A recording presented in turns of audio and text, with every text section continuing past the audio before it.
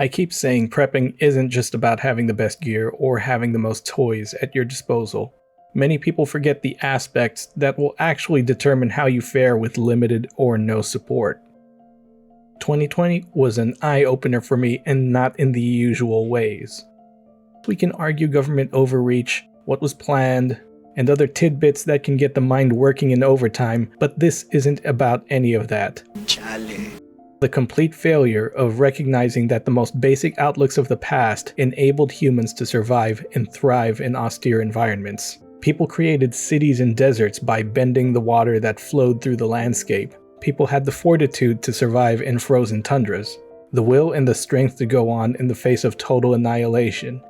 I've really dug in and analyzed my observations to put together the 3 main things to keep in mind as a prepper if you really want to not just survive, but build a meaningful existence if things go sideways in the world. Number 1. Your immediate sphere of influence is what will impact you the most.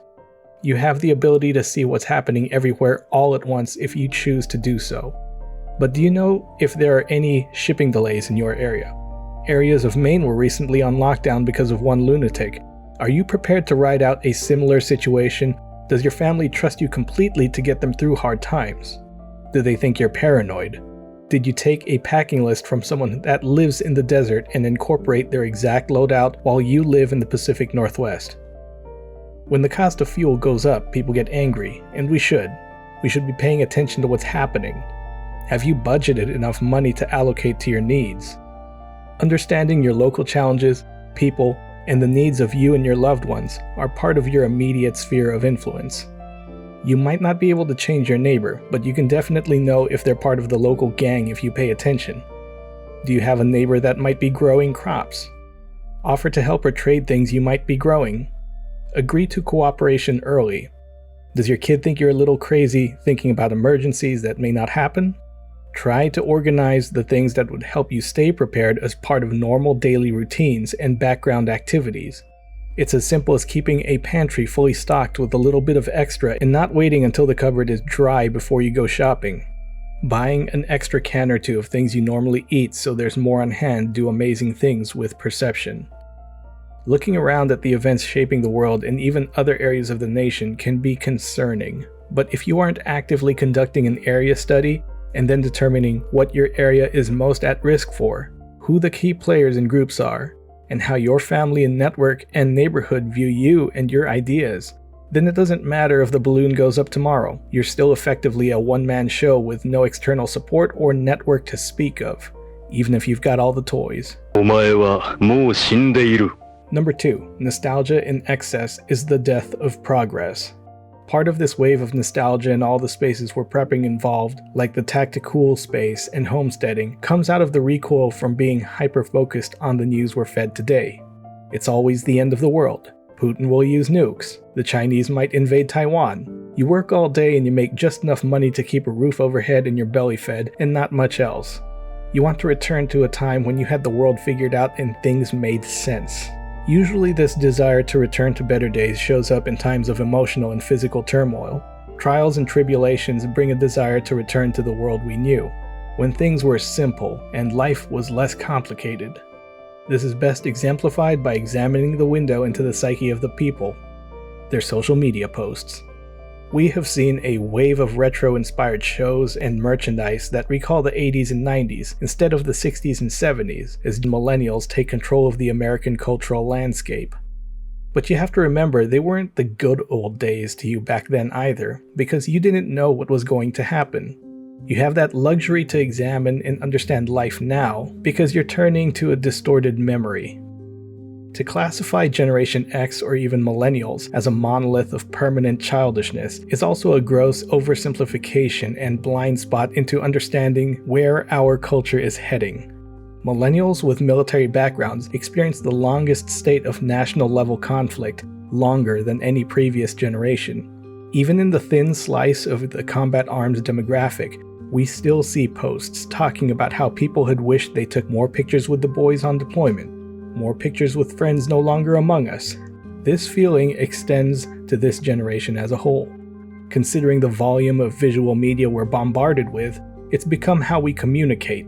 Whole daily conversations shared with married millennial couples can simply be a wife sending 20 memes an hour to her husband. Because of social media, we're bombarded with an amazing and unprecedented level of connectedness to the events of the world.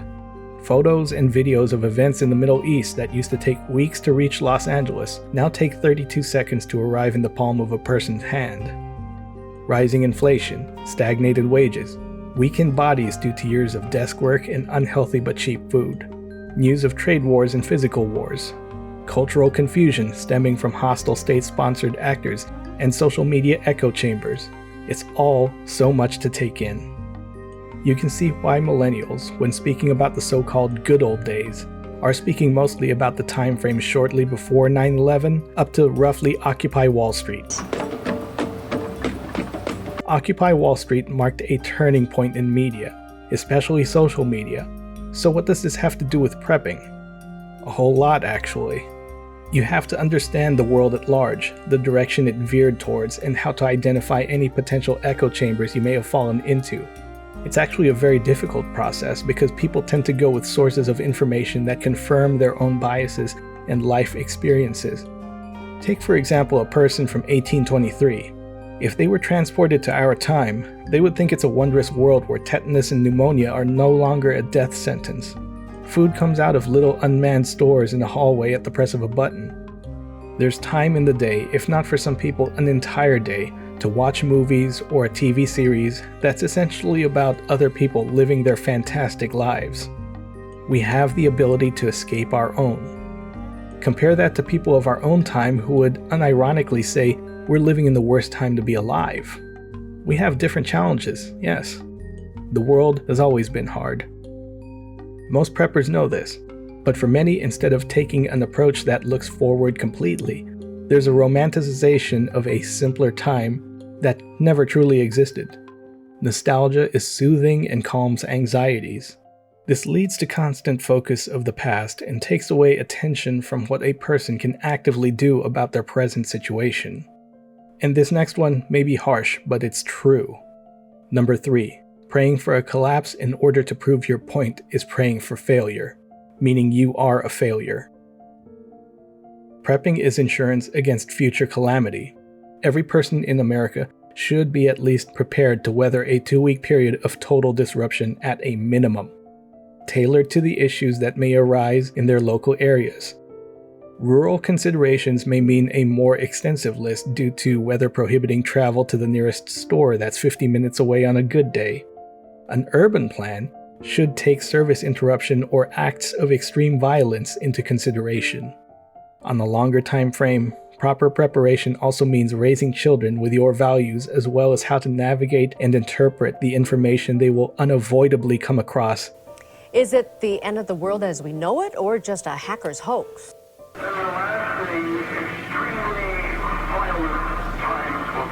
You are watching. And I will absolutely state this. I have never met a successful, prepared individual that was willing to die sooner rather than later. I've met lots of preppers who are killing it as far as prepping and shaping the future of their region, and I've never heard any of these people say they desire to collapse. It would mean the end of everything they've done, their families, and truth be told, themselves. Living solo isn't some fantastic journey like living in the world of Fallout. What I see now.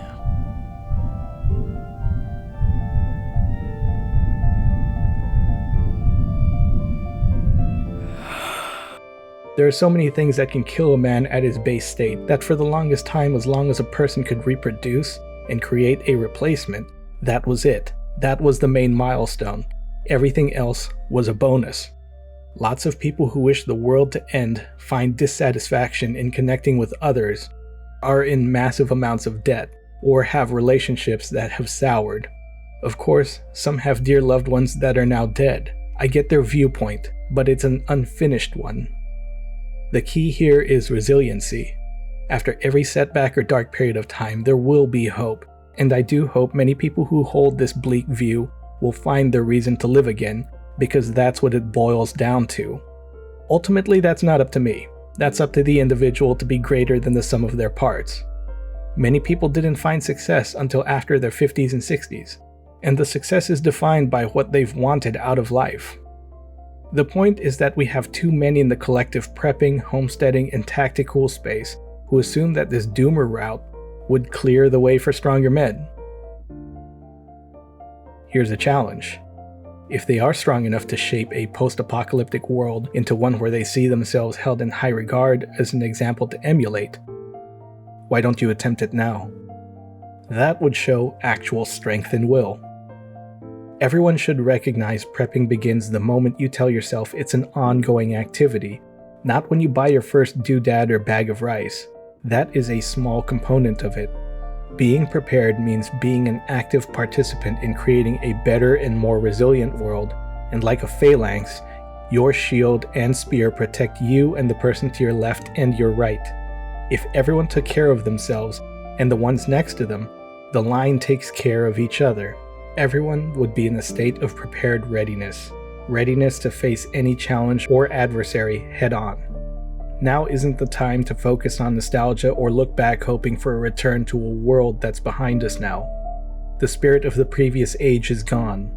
You should focus on preparing for the world as it is today.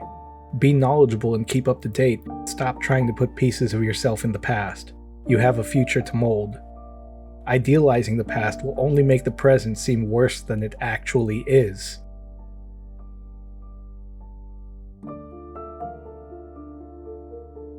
When the past was the present, there were always dangers and challenges. We didn't know what was around the corner. It's up to you to navigate, shape, and guide the direction your sphere will travel in. The best prep you can leave for the world is helping create a future worth living in, for the people who can be capable stewards of your legacy. I'll leave you with this example of gradual change. The original eBay page was yellow after being variously gray or white, and one day the powers that be wanted it white forever. At first, the abrupt change wasn't welcomed by everyone, so they reverted back to the yellow page everyone had gotten comfortable with. Then slowly, over months, they went with increasingly lighter shades of yellow, until it was just white, and no one complained. This is applied in many places. It can be applied by you. Until the next video, be good, stay safe, and have a good one.